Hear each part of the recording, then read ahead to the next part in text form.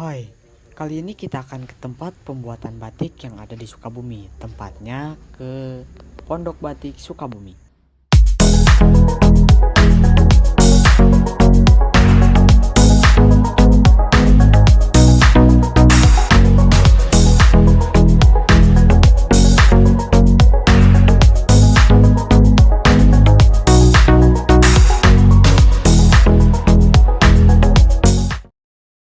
Cuma punya perusahaan workshopnya langsung kan, karena dulu mah hanya menjual batik luar, dijual di sini, di branding aja Batik Sukabumi. Karena memang kita sudah survei pemasaran dan sebagainya, ternyata memang di Sukabumi ada kekosongan, ada ide yang memang orang-orang mensupport saya untuk mempunyai pabrik batik sendiri. Nah, kita mempunyai pabrik batik ini dari tahun 2014. Berapa jumlah produk yang dihasilkan per harinya? Kalau produksi nggak tentu ya kalau di batik, karena batik itu prosesnya beda-beda. Batiknya kan ada batik tulis, ada batik cap.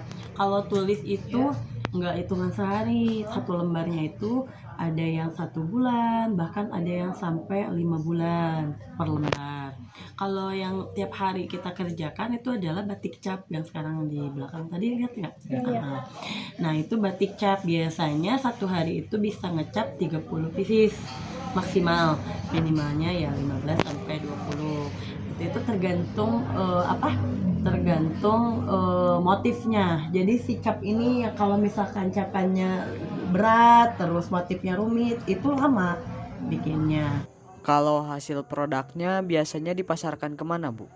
Kalau hasil produksi, kalau di Sukabumi sendiri kita ada di Gelanggang, di Dekranasta Pusat Oleh-oleh Kabupaten Sukabumi, sama di Pesona Batik yang di Bayangkara sebelum Press Hotel. Di situ kalau untuk di Sukabumi, sisanya kalau untuk di luar kota sih kita di online. Kita ke Palembang kalau untuk event, kalau untuk penjualan kita udah sampai ke Bali, Makassar, Sulawesi, udah sampai ke sana. Karena kan untuk mencapai si pemasaran yang lebih jauh itu ya kita harus ningkatin di itu sih, di pemasaran online. Selama 9 tahun ini, apa saja tantangan yang dihadapi dalam merintis dan menjalankan usaha? Tantangannya banyak. Pertama sih SDM ya. SDM di kita itu susah. Karena kenapa susah? Orang jarang yang mau kerja di UKM, apalagi orang yang udah pernah kerja di pabrik terus tiba-tiba mau kerja di UKM. Kenapa? Gaji pabrikan itu UMR. Kalau UMKM itu dia tidak dibatas untuk UMR ya. Ada yang memang kalau UMKM-nya sudah besar gitu ya, udah penghasilannya 200 juta ke atas per bulannya gitu kan. Bahan baku itu tidak ada di Sukabumi, semua kita keluar kota. Jadi kalau ketika tiba-tiba warna mendadak habis, udah off produksinya gitu. Kita harus nungguin dulu belanja keluar kota, itu baru aja bisa dilanjut lagi produksinya. Untuk pemasaran juga kita dijatuhkan oleh batik-batik printing gitu. Pesaingnya. Karena kan orang Sukabumi itu terutama, mungkin ya sama ya, kalian juga masih belajar, ngebedain batik cap sama printing itu susah gitu. Kenapa? Orang taunya batik yang ada di toko ya, itu tuh bukan batik sebenarnya, kain tekstil bermotif batik. Itu kayak apa ini contohnya? Ini kainnya dari jenis apa? Itu ada serat poliesternya.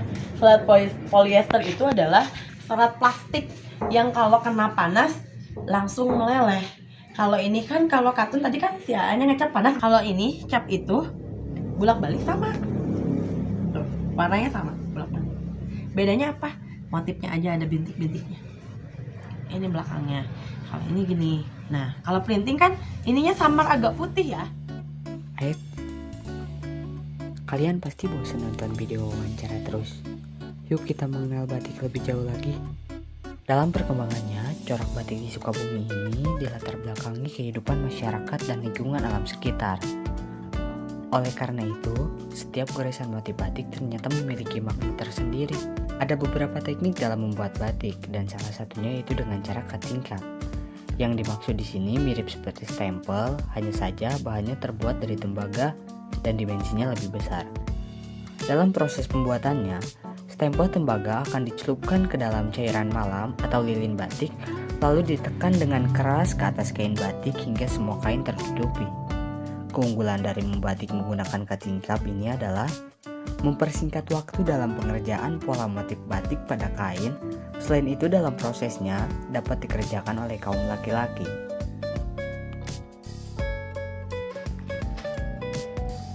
Setelah melakukan cutting cap, kita masuk ke tahap berikutnya, yaitu pewarnaan pada kain batik.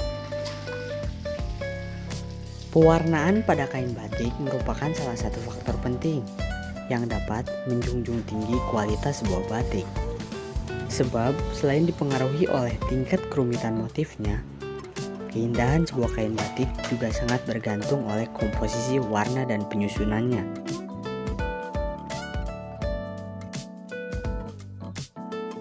Yang terakhir, melorot. Mungkin terdengar aneh di telinga kita. Apa sih itu melorot? Melorot merupakan salah satu teknik pada pembuatan batik yang dilakukan untuk menghilangkan malam setelah proses mewarnai. Ketika melakukan teknik melorot, kain batik yang telah diwarnai akan direbus dalam air mendidih hingga semua malam lepas. Kira-kira selama 5 menit, tergantung dari banyaknya malam dan besarnya kain. Sudah selesai.